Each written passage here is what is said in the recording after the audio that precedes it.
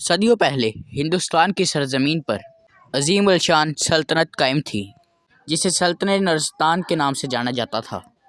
یہ سلطنت اپنی شان و شوکت اور بے انتہا دولت سے مشہور تھی۔ اس کے حکمران سلطان ظہیر الدین تھے۔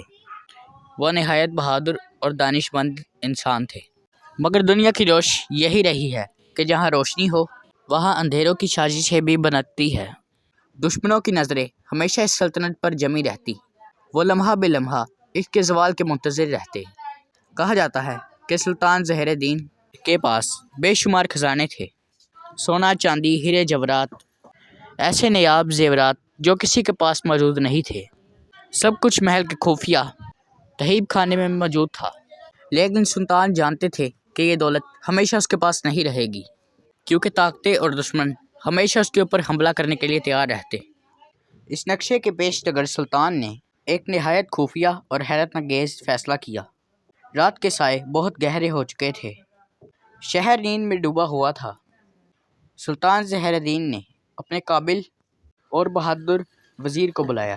کمرے میں وشالوں کی بندھم روشنی تھی اور راز و نیاز کی سرگوشی دیواروں میں دفن ہو رہی تھی۔ سلطان نے وزیر کو حکم دیا کہ سلطنت کا سارا خزانہ ایک پوشیدہ اور ناقابل رسائی جگہ پر منتقل کر دیا جائے، جہاں دشمنوں کی نظر کبھی اس تک نہ پہنچے۔ یہ جگہ محل سے کئی میل دور ہے۔ لوگ اس وادی کے قریب جانے سے بہت تھر تھراتے تھے، کیونکہ صدیوں سے یہ مشہور تھا کہ وہاں آسیبوں کا بسیرا ہے۔ سلطان نے اسی خوف کو ہٹایا، اسے اپنی طاقت بنا لیا۔ چنانچہ رات کے اندھیروں میں جب پورا شہر خوابوں میں گم تھا، سونے اور خزانے کے پورے بکسے لے کر وہ اس گفا میں آ گئے۔ اس میں ایک قدیم گفا کھودی گئی اور سارا خزانہ اس کے اندر ڈال دیا۔ پھر گفا کے باہر لکڑیاں اور پتھر رکھ کر گفا کو بند کر دیا گیا، تاکہ کسی کو شک بھی نہ ہو تاکہ کچھ یہاں پر دفن کیا گیا تھا۔ خزانے کا نقشہ صرف سلطان اور اس کے بیٹے شہزادے کو ہی پتہ تھا۔ شہزادے نے سر جھکا کر سلطان کے حکم کو قبول کیا، مگر اس کے دل میں خوف کی ایک ہلکی سی ہل دوڑ گئی۔ سلطان نے اس کے کندھے پر ہاتھ رکھا اور کہا، یہ خزانہ ہماری نسلوں کی امانت ہے۔ اگر کبھی ہماری سلطنت ہمیشہ کے لیے ختم ہو جائے تو یہ خزانہ ہماری امانت ہے۔ اگر تم کبھی خطرے میں پڑے تو اس خزانے کا استعمال کر کے اپنی سلطنت کو طاقتور بنا سکتے ہو، مگر یاد رکھنا کہ یہ راز کبھی دوسروں کا معلوم ہوا تو یہ خزانہ ہماری بربادی کا سبب بن جائے گا۔ دن گزرتے گئے، پھر وہ دن بھی آ گیا۔ دشمن فوجوں نے سلطنت پر حملہ کر دیا۔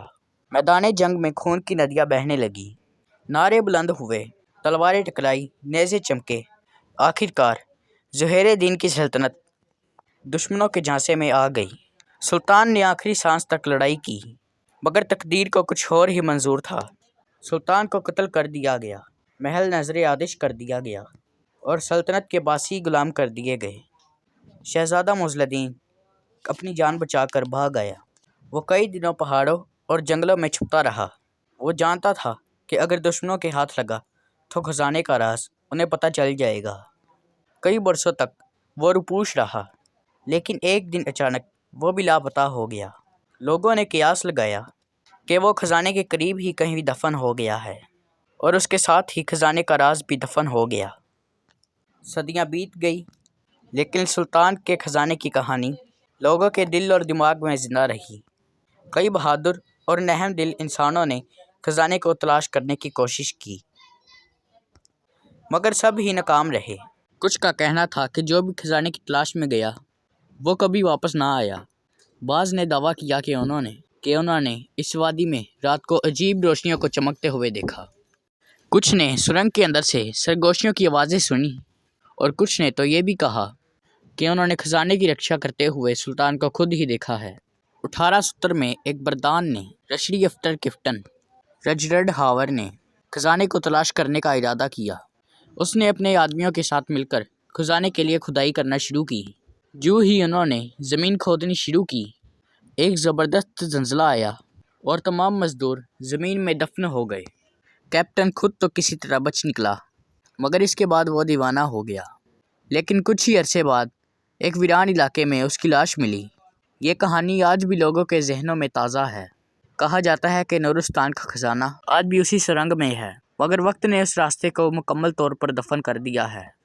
कुछ का मानना है कि जो भी इस खजाने को पाने की कोशिश करता है वो किसी न किसी पुरअसरार आफत का शिकार हो जाता है।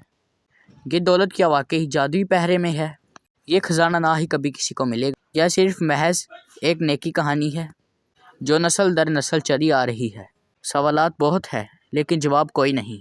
लेकिन एक बात तो तय है, जहाँ दौलत होती है वहाँ लालच भी हमेशा मौजूद रहता है। और शायद यही वजह है कि आज भी कुछ बेखौफ महम जो आज भी इस खजाने की लालच में वादी की तरफ निकलते हैं, मगर वो कभी भी वापस नहीं आते। आज की कहानी में आपने क्या सीखा, हमें ज़रूर कमेंट में बताएं। और अगर आपको हमारी वीडियो अच्छी लगी तो हमारी वीडियो को लाइक करें और हमारे चैनल उर्दू स्टोरी को ज़रूर सब्सक्राइब करें और बेल आइकन को दबाना मत भूलिएगा ताकि हर आने वाली वीडियो अब तक ज़रूर पहुंच जाए। बाय।